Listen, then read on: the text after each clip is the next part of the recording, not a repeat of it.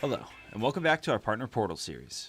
My name is Christopher, and in episode 6, we're going to be going over the ordering supplies and compiling our finished project. Let's start off by navigating to our equipment page here. So this is our order supplies and equipment page.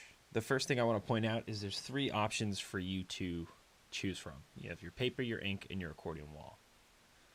The numbers that you see for your quantity are the minimum requirements for your project based on your configurations.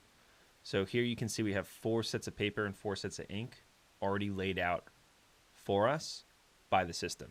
Your ink and paper number already includes an extra set for your event. You can increase these numbers if you'd like to have some extra sets of paper and ink on standby for your event. Or you can decrease these numbers if you've done previous events before and have leftover paper and ink from those events. If that's not the case, then you'll have to go ahead and order paper. Let's turn our attention to the accordion wall selection. You'll need to purchase an accordion wall if that is the grid type you selected for your mosaic. With this purchase, you'll get a full set of wall clips, which are used to mount the grid panels to the wall itself. Instructions on how to do this can be found in the accordion wall setup PDF file that you'll get with purchase. If you've done a previous event with us before using this wall type, then there's no need to purchase a new one for this event. It is also important to note other accordion walls will not work with our panel types, so you must purchase one here for your event. Once you're done with this page, you're going to go ahead and click the order button in the bottom right hand side, and that'll bring you to our checkout page. Standard checkout page, so you'll just fill out your information.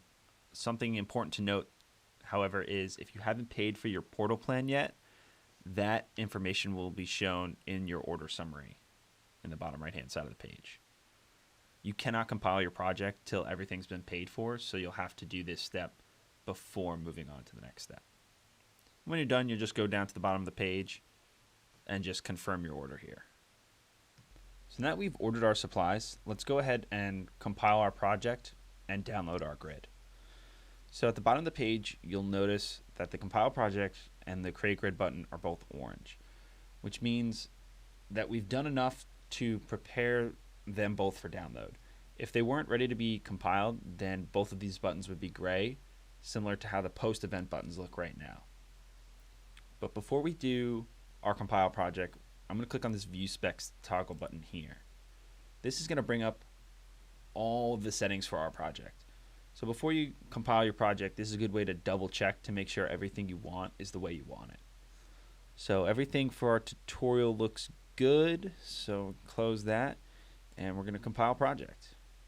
While this is compiling, I want to bring some attention to the post-event section over here. The post-event section is not yet available, but will be once your event starts. And the information you collect will be available for 30 days after your event ends. If you're not collecting any data, then this section doesn't apply to you.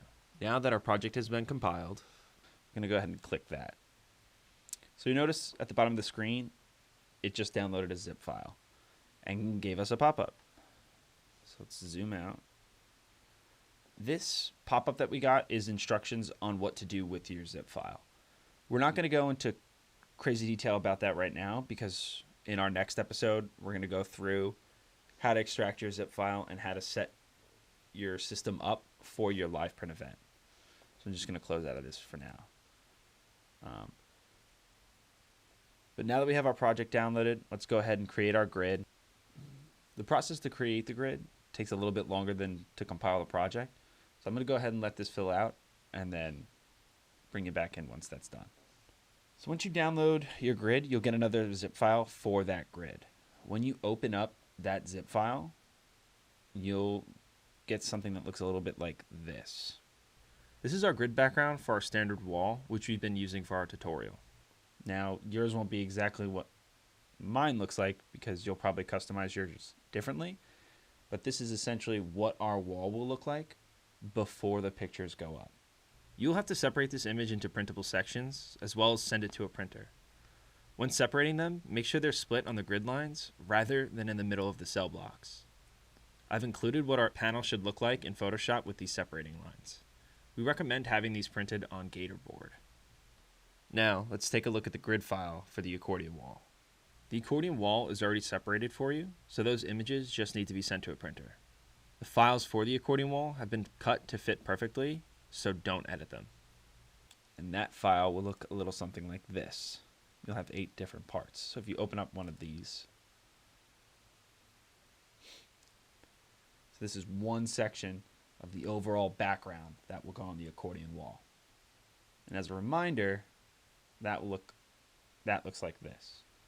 So this is what our accordion wall looks like with all 8 sections put together, whereas each individual section will be only a portion of the grid.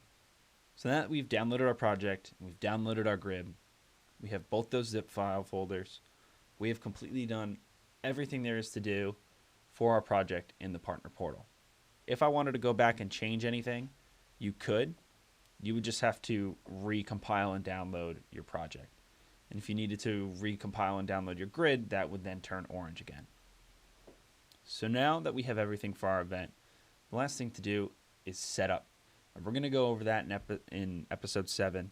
We're going to show you how to extract your zip folders, how to set them up in the software, and how to set up for your live print event. So be sure to check that out.